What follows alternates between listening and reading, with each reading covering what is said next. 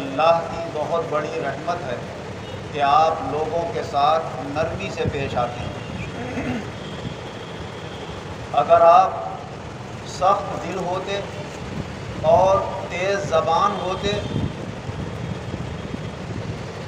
تو یہ لوگ آپ کے آس پاس آ کر نہیں بیٹھتے، لہذا ان سے کوئی غلطی ہو جائے تو اسے معاف کیجیے، ان کے لیے اللہ سے مغفرت کی دعا کیجیے، اور کوئی معاملہ درپیش آئے تو اس میں ان سے مشورہ کیجیے، اور پھر جب آپ کسی کام کو کرنے کا پختہ ارادہ کر لیں تو اللہ پر بھروسہ رکھیے اور اس کام کو کر گزریے، بے شک اللہ تعالیٰ بھروسہ کرنے والوں کو پسند فرماتا ہے۔ اللہ تبارک و تعالیٰ نے تمام انسانوں میں افضل، سب سے زیادہ سمجھدار اور علم والا اپنے رسول حضور احمد مجتبیٰ حضرت محمد مصطفیٰ صلی اللہ علیہ وسلم کو بنایا۔ اگر آپ چاہتے تو اللہ نے آپ کو وہ عقل سلیم اور علم عطا فرمایا کہ نہ کسی سے مشورہ کرنے کی ضرورت تھی، نہ کسی کو بٹھا کر کوئی بات پوچھنے کی ضرورت تھی، آپ جو کرتے اللہ تعالیٰ اس میں کامیابی عطا فرما دیتا۔ لیکن اللہ جانتا ہے کہ میرے بندوں میں سب کی عقل اونچے درجے کی نہیں ہے، سب کے سب سمجھدار نہیں ہیں، کسی میں زیادہ بھولنے کا مادہ ہے، کسی کی عقل میں نقصان ہے، کوئی ناسمجھ ہے۔ اگر میں اپنے رسول کو یہ حکم دوں گا کہ لوگوں سے مشورہ کیا کرو تو دوسرے انسانوں کے لیے یہ سبق ہوگا کہ جب اتنے سمجھدار انسان کو اللہ کا یہ حکم ہے کہ تم اپنے کاموں میں مشورہ کرو تو عام انسان کو تو پھر اپنے کاموں میں مشورہ کرنا چاہیے، اور خود اپنی عقل کو اتنا اونچا نہیں سمجھنا چاہیے کہ جو فیصلہ ہم لے رہے ہیں وہی صحیح ہے، دوسرے کی بات غلط ہے۔ ہمارے استاد گرامی مرشد محترم مولوی ریاض الدین خان صاحب رحمۃ اللہ علیہ فرماتے تھے کہ جب تمہارے سامنے کوئی شخص اپنی کوئی بات رکھے تو ایک دم اس کی بات کو رد مت کرو یہ سوچ کر کہ یہ ناسمجھ آدمی ہمارے سامنے کیا بولے گا۔ ہر آدمی کو اللہ نے عقل دی ہے، سمجھ دی ہے، نہ جانے کب کس کی زبان سے وہ کون سی ایسی بات نکلوا دے جو تمہارے کام آ جائے اور بہت بڑی فائدے مند ثابت ہو جائے۔ کبھی بیوقوف آدمی ایسی بات کہہ جاتا ہے کہ عقل مند آدمی اس سے سبق لے لیتا ہے، اور کبھی سمجھدار آدمی اچھی سے اچھی بات کہتا ہے اور نہ سمجھ اس کا مطلب ہی نہیں سمجھ پاتا اور اس سے فائدہ بھی نہیں اٹھا پاتا۔ اسی لیے حضور نبی اکرم صلی اللہ علیہ وسلم نے ارشاد فرمایا کہ جو کچھ مجھ سے سنا کرو وہ دوسروں تک پہنچا دیا کرو، فرب مبلغ اوعى له من سامعين، کیونکہ بہت سے وہ لوگ جنہیں بعد میں میری بات پہنچائی جائے گی وہ سننے والوں سے زیادہ فائدہ اٹھا لیں گے اس سے۔ تو بعض سامنے سے سننے والے اتنا فائدہ نہیں اٹھا پاتے کہ کچھ ایسے لوگ ہیں جنہوں نے وہ بات سنی نہیں، لیکن جب ان کے کانوں میں وہ بات کسی ذریعے سے پڑتی ہے تو کہتے ہیں ارے بھائی یہ تو بڑی اونچی بات ہے، اس سے تو بڑے فائدے حاصل ہو رہے ہیں، اس میں تو بڑے نکتے نکل رہے ہیں۔ تو جب وہ اس کے اندر غور کرتے ہیں تو اس سے بے شمار فائدے اٹھا لیتے ہیں۔ یہی قرآن کی آیتیں ہیں،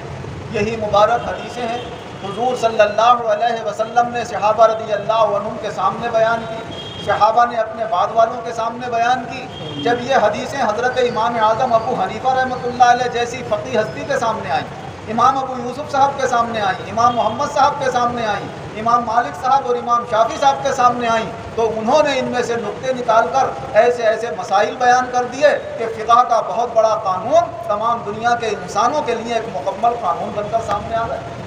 نکاح اور طلاق کے جو مسائل ہیں وہ بھی اسی قرآن و حدیث سے نکالے گئے ہیں، رہن کے مسائل ہیں وہ بھی اسی سے نکالے گئے ہیں، وقت کے مسائل ہیں وہ بھی اسی سے نکالے گئے ہیں، خرید و فروخت کے جتنے احکام ہیں سب اسی سے نکالے گئے ہیں، اور آج ہر میدان کے اندر فقہ کے اتنے مسائل جمع کر دیے گئے ہیں کہ جو قیامت تک انسانوں کی ضرورت کے لیے کافی ہیں۔ کوئی نئی بات پیدا ہوتی ہے تو اس میں اس زمانے کے علماء غور و فکر کر کے مشورہ کر کے اس کے متعلق کوئی مسئلہ بیان کر دیتے ہیں، ورنہ 99% انسانوں کی زندگی کے لیے یہ فقہ کے مسائل جو علماء نے قرآن و حدیث سے سمجھ کر کتابوں میں لکھے اور لکھوائے ہیں وہ ان کے لیے کافی ہے۔ تو اللہ تبارک و تعالیٰ نے یہ دکھا دیا کہ دیکھو میرے حضور کے صحابہ میں کوئی شخص اتنی تحقیقات کے ساتھ مسائل کو جمع نہ کر سکا کہ ان کے بعد اللہ نے ایسا بندہ پیدا کر دیا کہ اس نے سارے مسائل جمع کر کے میرے بندوں کو بے شمار فائدے پہنچا دیے۔ حضور نبی اکرم صلی اللہ علیہ وسلم نے حضرت امام اعظم ابو حنیفہ رحمۃ اللہ علیہ کی طرف ہی اشارہ کرتے ہوئے فرمایا تھا کہ اگر یہ دین ثریا ستارے پر بھی پہنچ جائے گا تو ملک فارس میں ایک ایسا شخص پیدا ہوگا جو دین کو وہاں سے بھی لے آئے گا۔ اور آپ فارسی نسل سے ہی تعلق رکھتے ہیں۔ حضرت امام اعظم ابو حنیفہ رحمۃ اللہ علیہ، ان کے دادا مسلمان ہوئے تھے اور اللہ نے پھر ان کے ذریعے سے اسلام کو بہت بڑا فائدہ پہنچایا۔ تو اللہ جل شانہ وعظم نوالہ اپنے بندوں کی سمجھ، ان کی عقل اور ان کی غور و فکر کا فرق ظاہر کرتا ہے کہ کوئی بہت زیادہ سمجھدار ہوتا ہے، کوئی ناسمجھ ہوتا ہے۔ جب مشورے سے بات کریں گے تو کسی کی بات سے کسی کو فائدہ، کسی کی بات سے کسی کو فائدہ پہنچ جائے گا۔ اسی لیے ہم نے عربی کی جو کتابیں پڑھی، مجانی الادب، اظہار العرب، ان کے اندر یہ لکھا ہوا ہے کہ آدمی تین طرح کے ہوتے ہیں۔ ایک آدمی وہ ہے جو مکمل آدمی ہوتا ہے، اور ایک آدمی وہ ہے جو آدھا آدمی ہوتا ہے، اور ایک آدمی وہ ہے جو آدمی کہلانے کے لائق ہی نہیں ہوتا۔ تو اس میں لکھا ہے کہ مکمل آدمی وہ ہوتا ہے جو خود بھی صاحب رائے اور سمجھدار ہوتا ہے، اور پھر کوئی کام کرتا ہے تو سمجھدار لوگوں سے مشورہ بھی کرتا ہے، تو ایسا شخص مکمل انسان کہلانے کے لائق ہوتا ہے۔ اور آدھا آدمی وہ ہے جو خود تو صاحب رائے ہے مگر لوگوں سے مشورہ نہیں کرتا، بغیر مشورے کے کام کر لیتا ہے، یا خود صاحب رائے نہیں ہے تو کچھ سمجھدار لوگوں سے مشورہ کر لیتا ہے، تو ایسا آدمی آدھا ہے لیکن اپنا کام نکال جاتا ہے۔ اور جو بالکل آدمی کہلانے کے لائق نہیں ہے،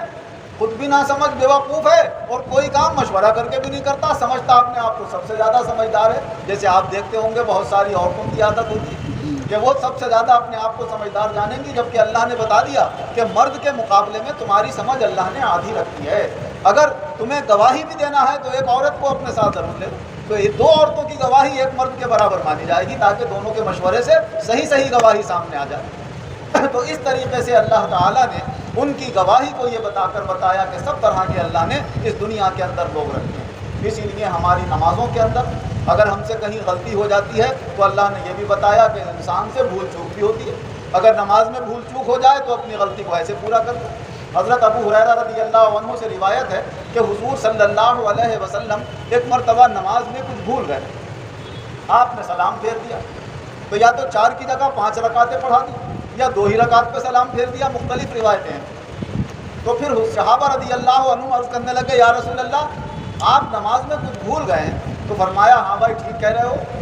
اللہ تعالیٰ نے مجھے بھی انسان بنایا، میں بھی بھول جاتا ہوں جیسے تم بھول جاتے ہو، اگر کبھی بھول جاؤں تو مجھے یاد دلا دیا کرو۔ اور پھر حضور صلی اللہ علیہ وسلم نے فرمایا جب تم میں سے کسی سے نماز میں بھول چوک ہوتی ہے تو اس کی وجہ یہ ہوتی ہے کہ جب تم نماز پڑھنے کے لیے کھڑے ہوتے ہو تو شیطان تمہارے پاس آ جاتا ہے اور تمہارے ذہن کو منتشر کر دیتا ہے، ادھر ادھر لگا دیتا ہے، یہاں تک کہ تم بھول جاتے ہو کہ تم نے کتنی نماز ادا کی ہے۔ جب کبھی ایسا معاملہ آئے تو پھر آخر میں سلام پھیر کر سجدہ سہو کر لیا کرو۔ اور اس کا طریقہ یہ ہے کہ اگر کوئی شخص 4 رکعت والی نماز پڑھ رہا ہے تو بیچ کا جو قاعدہ ہوتا ہے یہ واجب ہوتا ہے۔ حضور صلی اللہ علیہ وسلم نے فرمایا اگر 2 رکعت پہ کوئی شخص بیٹھے نہیں کھڑا ہو جائے